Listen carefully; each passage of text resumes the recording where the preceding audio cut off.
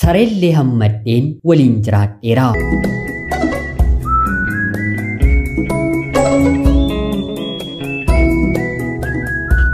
Biyya hambaa teessanii gara biyyaatti bilisaan bilbilachuu yoo feetan yookiin immoo biyya teessanii gara biyya hambaatti bilisaan bilbilachuu yoo feetan intarneetii moobaayila keessan qofa kan fayyadamu appilikeeshinii moobaayilii ajaa'ibaa qarshii dabalataa guutuun kan isin hin barbaachisne linkiin isaa komentii viidiyoo kanaa kan jalqabaa jala jira. Linkii sana tuquun appilikeeshinii kana daawunlood gochuun itti fayyadamuu dandeessu.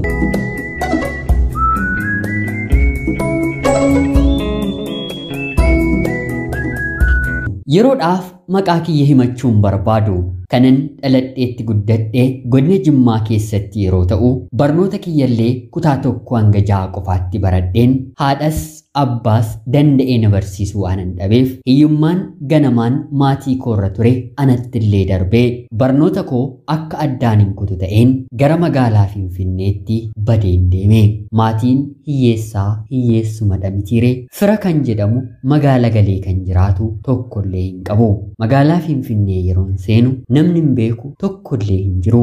Nama hin beeku mitiitii akkuma ganda keenyaatti iyyuu yeroon dhufu nama magaalaa Finfinnee deeme tokkollee hin beeku. Kanaan dhufee seeneen naannoo buufata konkolaataa Aaskoo warra abbaa mana ciisichaa galgalaa kan kireessanii waliin mari'adheen nama tokkotti qarshii 5 qarshii 10 fudhachaa yoo na hubataniif immoo seenaa koo itti himaa. Namoonni siree barbaacha dhufan naannoo buufata konkolaataa bulan akka isaan na gargaaraniin taasisa. Tarii kana yeroon isiniin jedhu tooftaa kana fayyadamuun seenaa gaddisiisaa namatti himuun nama hedduurraa maallaqa kan fudhatan firas maatiis kan qaban seenaa dubbataniin alatti kan jiraatanis hedduu isaaniitu jira. Maarree yeroon akkana jedheen namoota bakka ciisichaa qabatanitti yeroon himu gariin naaf gaddanii haga humna isaanii naaf kennu, gariin immoo akka hattuutti na ilaalu, gariin immoo sobdeeti naan jedhu. Maarreegaa kana hundumaa dandamadheen halkan sa'a 10tti ka'een mi'a namaaf baachaa waan ta'uttis waan hin taanettis nama faana walitti bu'aa naannoo buufata konkolaataa Aaskoo fi buufata konkolaataa giddu galeessaa kan Markaatoo waggaa 4 hojjedhe.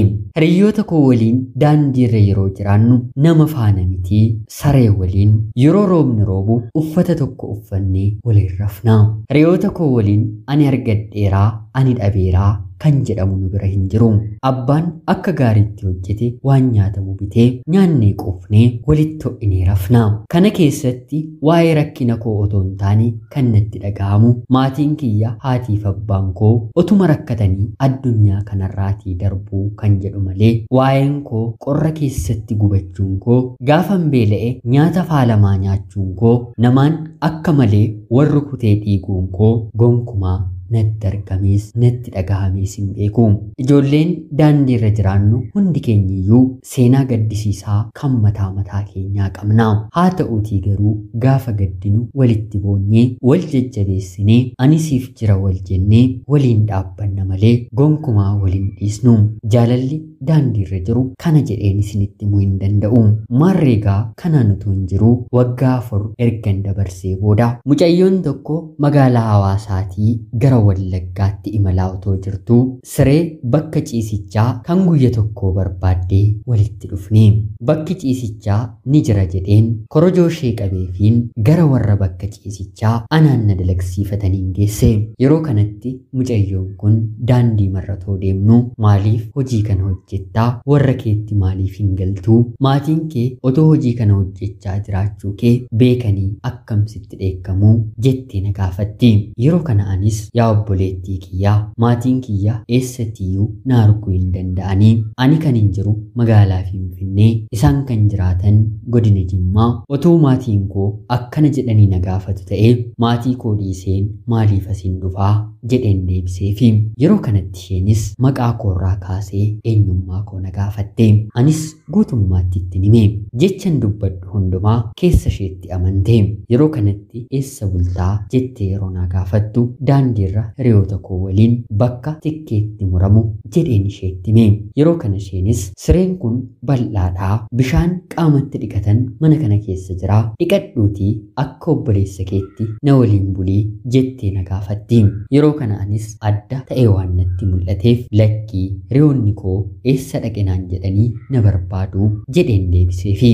Yoos immoo akka ati har'a na waliin bultu hiriyoota keetti siif himnee deebina naan jettee na qabattee bakka hiriyoota koo deemeen har'a nama biran bulaa nan eegiinaa jedheen deebiseefiin gara mana ciisichaa isheetti deebine.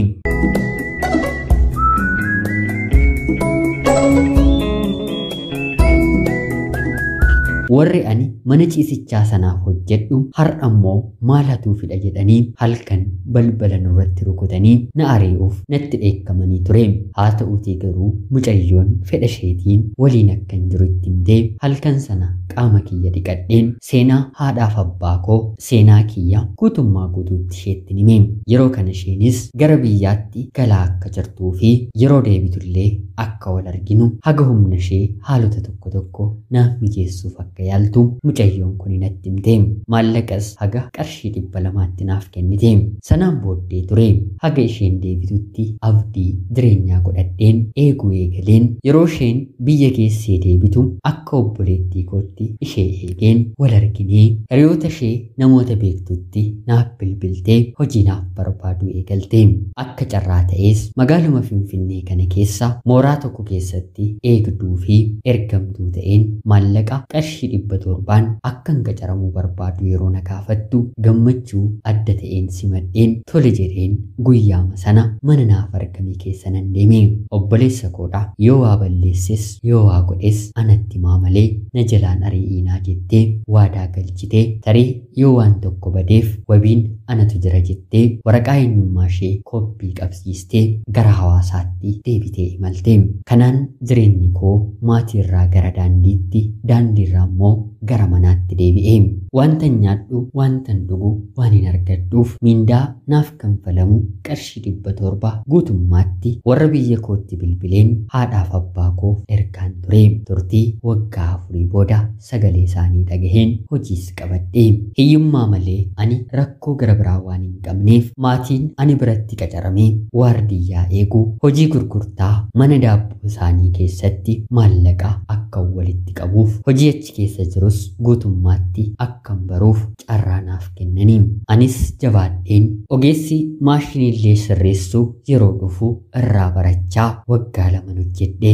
Sanaan booddee maatiin kun intala isaaniif qofaatti hojii kana banuu fi waan fedhaniif maallaqa gaariidhaan ani biratti qacarameen manuma sana keessatti qaamaanis guddachaa mindaan koollee dabalaa ergan ture booda mucayyoon mana kana keessa akkan jiraadhuuf oolmaa naaf oolte kun balaa konkolaataatiin rukutamtee hospitaala Leenca Gurraachaa magaalaa Finfinneetti miilli ishee baay'ee miidhamee riifariin barreeffamee fi dhufti.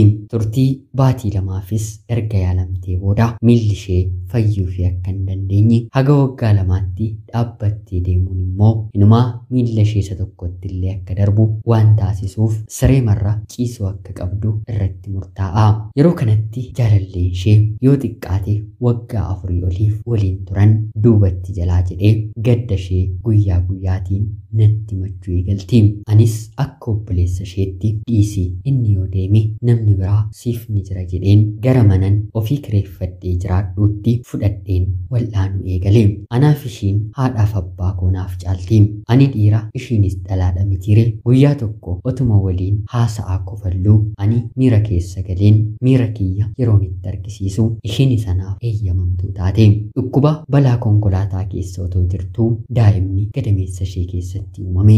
Jaalallee isheerraa daa'ima barbaaddee waggaa 4 guutuu akka inni ishee fuudhuuf ulfaa'uuf yaalii gootee milkaa'uu fi waan dideef kan ana anarraa uumame garuu yoon du'e du'a koollee naaf haa ta'u malee daa'ima kana addaan hin kutu jettee anaaf hinumaa abjuu natti ta'e.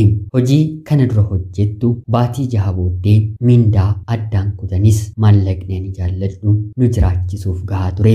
Sanaan booddee asis achis otoo hin jedhiin gaa'ela akka godhannu itti meen haatiif abbaan ishee haatiif abbaan koo baadiyyaatii bahanii hin beekne dhufanii nu eebbisanii.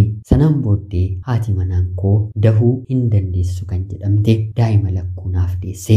Anis gargaariin hojjechaa gargaaraa daa'imni keenyis nu jajjabaachuu jalqabanii. Aksiyoona liqii fi qusannaarraa maallaqa xiqqoo liqeeffadheen teessee hojii hojjechuu kan dandeessu hojii uumeefiin daa'ima qabattee nuuf guddisti. Haa ta'uutii garuu ergan guddadhee ergan of baree ergan jabaadhee ergan namatti dabalamee hiriyoonni horadhee dubartii naafa oliif gadi jettee deemuu hin dandeenye waliin akkamittiin jiraattaa? Daa'imas ishiis dhiisii deemii daandii irratti haa baatu waliin hin rakkatinii jedhee kan na gorsu sanuu nama dhihoo sanuu nama isheen illee kabajjutu akkana jedhee na gorsaa. Haa ta'uutii garuu jireenya daandii waggaa 4 waantan argeef haadha manaa koos dhala koos hagan lubbuun jirutti daandiitti hin baasu jedheen waliin jiraachaan jira. Haati manaa kiyya miila isheetu naafa ta'ee deemuu dadhabe malee sammuun ishee namaan olee namatu jireenya kootti fide otoo hin taane rabbitu ergamaa godhee daandii irraa na kaasuuf gara kootti ishee fide. Baran abdii dhabetti isheetu abdii naaf ta'e. Akkamittiin immoo duubatti jedheen waan biraa yaada. Namoonni jireenya isaanii keessatti wanta hin arginedha. Anatu guyyaa guyyaan jireenya koo keessatti argaa. Yeroo hedduu yaa Waaqayyoo akkam na eebbiste jedheen galateeffadha. Manni koos tasallee hir'atee hin beeku. Haati manaan koo dubartii hundumaa naaf caalti. Ishiin yeroo sana otoo na hin yaadannee har'a qorra keessa araadaan waxalameen lubbuun kooyyuu darbeera ta'uu danda'a. Hojjechuu gaafa barbaadu hojiin Waaqayyoo baay'eedha. Ana obboleessa keessan magaalaa Finfinnee irraati. Ulfaadhaa nagayaatti galatoomaa.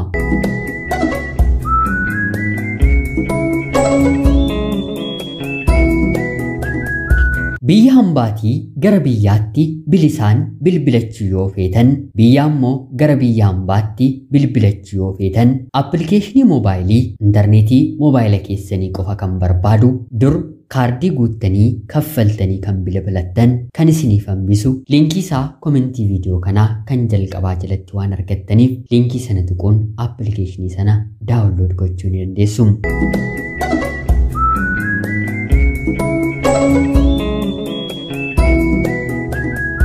Yooyyaa shamaa akkam jirtu kabajamtootaaf hordoftoota qophii Oromiyaa 24. Nagaaf jaalallii tokkummaan bakka jirtan hundaatti hunda keessaniif haa ta'u jechaa guyyaa irraallee seenaa obboleessi keenya nuuf qoodee isiniif dubbiseen hin ka'a. Akkasin irraa barattaniif hubannoo cimaa ta'e tokko irraa argattan homaa shakkii tokko illee hin qabu. Obboleessa keenya seenaa kee kana nuuf qooduu keetiif guddaa galatoomi jechaa kabajamtootaaf hordoftoonni qophii Oromiyaa 24 waan irraa barattan yaada irraa hubattan komentii jalatti barreessaa jajjabeessaa fi jechaa qophiin guyyaa irraaf isiniif qabadheen dhiyaadhe kanuma fakkaata. Hagayoonaatti yeroo keessan naaf kennitanii dhaggeeffachaa turuu keessaniitiif guddaa galatoomaa. Namoonni chaanalii keenyaaf haaraa taatan immoo anaa dhufuu kun Oromiyaa 24 guyyaa guyyaatiin xalayaa jaalalaa seenaa jireenyaa nama barsiisaniif bashannansiisan isiniif qabattee waan dhiyaattuuf sabiskiraayib gochuun maatii keenya erga taatanii booda xalayaa jaalalaa seenaa jireenyaa nama barsiisuu bashannansiisuu danda'u qabaattan karaa teelegiraamii karaa lakkoofsa bilbilaa kiyyaa 937 naaf erguun irratti hirmaachuu ni dandeessu. Qopheessuuf qindeessuun isin waliin kanan ture ani gammachiista shomeeti. Qophii gara biraatiin hanga walitti deebinutti bakka jirtan maraan ati gaarii isiniif nawwaa horaa bulaa.